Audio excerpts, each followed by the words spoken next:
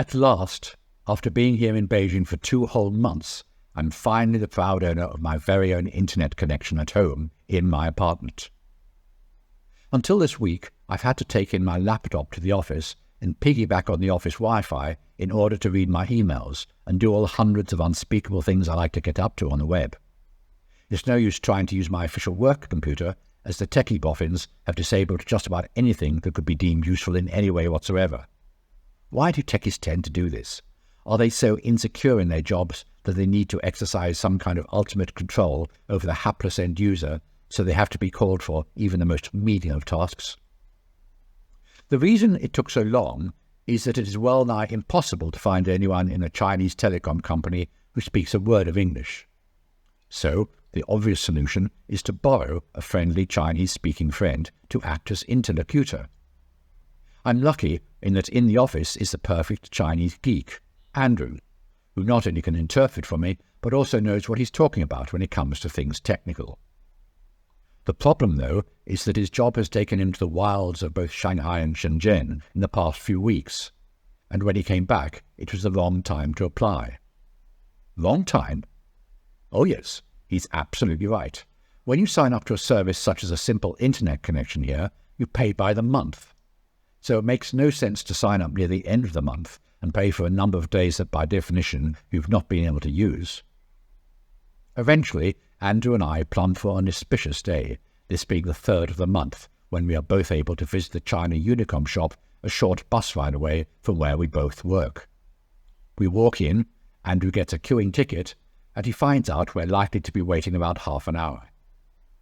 20 minutes later, we collect a clutch of forms, all naturally written in Chinese. Andrew fills out the necessaries as I embarrass myself by showing him my passport photo and admitting my true age, 39 again, which he double-checks against my passport to make sure I'm not fooling a fast run. Who, me?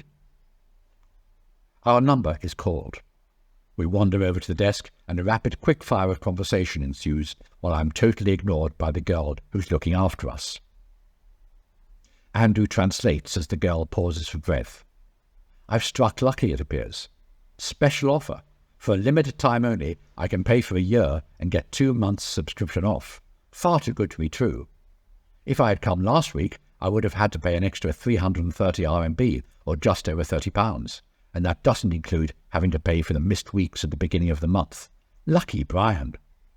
But wait, the gods must really be smiling on me today. I'm to be given a new landline too. No matter that I already have a company landline in my apartment, now I'll have 2 landlines to choose from, and can presumably phone someone in stereo. But it gets even better. Another special deal, especially for special little me, means I will be given a special mobile SIM card. But I already have a Chinese SIM. No matter.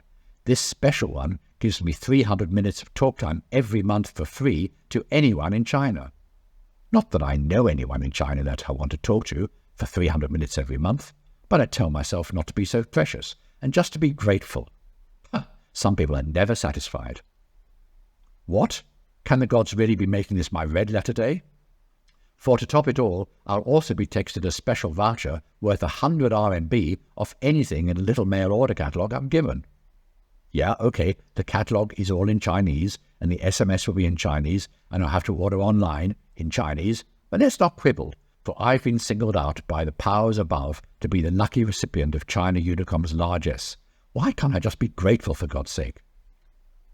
Now, I should maybe point out at this juncture that applying for a Chinese internet connection should surely come with a health warning, for although I'm blessed by China Unicom's generosity, it does come at a price, and is called RSI, or repetitive strain injury. Sign here, I'm asked, and here, and here. Oh, and don't forget to sign here, and you'll need to sign this document, and here, and also this one, and don't forget to print your name next to this signature, and here, and, well, you get the drift. 10 sheets of paper later, and with my signature starting to look more and more like Chinese, traditional, not simplified, I'm handed a large wad of paper, and an installation CD, and a SIM card, and a mail order catalogue in Chinese, and a 2D instruction booklet in Chinese. I can pick up an envelope at the reception desk, the girl informs Andrew, as we stagger away from her so as not to lose anything. but the envelope handed over to us is too small for the remains of the tree we have just used up, so I stuff it all into my man bag and we go out into the sunshine once more. "Do you want to open a bank account now?" Andrew asks me. "But it's Saturday afternoon." "No worries, the banks are open 7 days a week in China." We head off to a branch of the China Merchants Bank that Andrew thinks well of. We walk in and are met by a smiling receptionist who gives Andrew a couple of forms to fill out. Not for the first time am I reminded of an old program for the disabled on BBC's Radio 4, which was called "Does He Take Sugar?", a reference to the fact that disabled people tend to be totally ignored while their minders are asked all the relevant questions. The bank is modern and pristine, and, Andrew adds, and I wonder if this is why he likes the bank so much, you get free orange juice and coffee. We've almost got to the stage of plonking our sit-upons in the comfortable chairs when our number is called. This time there are only 2 forms to fill in, and I'm asked to think of a 6-figure security number for my bank card. The choice is easy. My staff number from BBC days of old has stayed in my memory for decades, so this I decide will be the number. Except, does it start 14 or 41? Oh, okay, got it now. I'm asked to key the number in twice, and a bank card is produced out of thin air. It doesn't have my name on it. Instead, it belongs to Beijing 0CN. But I guess I can live with that. I hand over a 50 RMB note as my initial deposit, take a red sweetie out of a bowl lying enticingly in front of me, we thank the charming bagter and head off to the coffee station. Except there's no coffee today, although there are 2 jugs, one with an orangey-coloured liquid and the other which looks a dark plum colour. Andrew tries the latter, just manages to stop himself spitting it out on the floor, and quickly pours himself some of the orange-coloured liquid which passes for a feeble imitation of cat's pee. He searches for somewhere to deposit the half-filled cup while I read some of the user-friendly notices pinned up by the management. I'm now weighed down with more paper as we head back, knowing that Internet Installation Day is now scheduled for 4 days hence. Can I contain my excitement? I guess I can. The installation man is due to arrive at 11, and Andrew is standing by at the other end of a telephone in case I have problems. But the only problem is that Mr. Installer turns up at 10:30, just after I've made myself a cup of tea, which turns quietly tepid as my attention is taken up with other things. He seems surprised to see I already have a landline. He tries dialing out on it, but has no luck. How do you say in Chinese, "Try putting a 0 at the front of your number, my good fellow"? My mind turns temporarily blank as I struggle to find the right words. He mimes to me that he's going downstairs to investigate, and I mime to him that that's perfectly okay with me. He disappears. I slurp up some tepid tea. He reappears.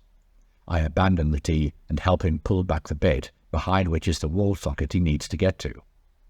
He attaches his little grey box of tricks, punches in a few numbers, and then produces an Ethernet wire and a router from a box. I point to the power socket on the floor. I point to the Ethernet input on the computer, and we both grunt to show we understand one another. Perhaps his grunt is a little more practiced than mine, but after all, this is his profession, and I am convinced he has done an awful lot of grunting with foreigners before. In terms of gruntability, I must concede to this master grunter. Before I know it, my screen comes alive. But to make really sure it's working, he punches in Weibo.com, as you obviously can't trust any foreign websites. Sure enough, Weibo comes in loud and clear. I'm shown the little icon that has magically appeared on my screen. He double-clicks it. Unsurprisingly, a wireless network connection status box appears. He smiles and closes the box. He then insists I double-click on the same icon. Unsurprisingly, a wireless network connection status box appears. I smile and close the box. We both smile. He indicates another wire hanging out of the wall socket, and in true Marcel Marceau fashion, I'm given to understand that this is where I plug in my telephone. The fact that I don't have another handset isn't of course his worry, so I nod eagerly to show I've got the gist of what he says. I sign another 3 times on bits of paper and am handed a blue sheet for a sheaf of papers onto which my signature has magically forced its way.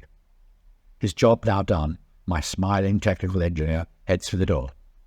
"Ship," I mutter feebly. Zaijian. Bye-bye, says my new friend as he heads off towards the lift.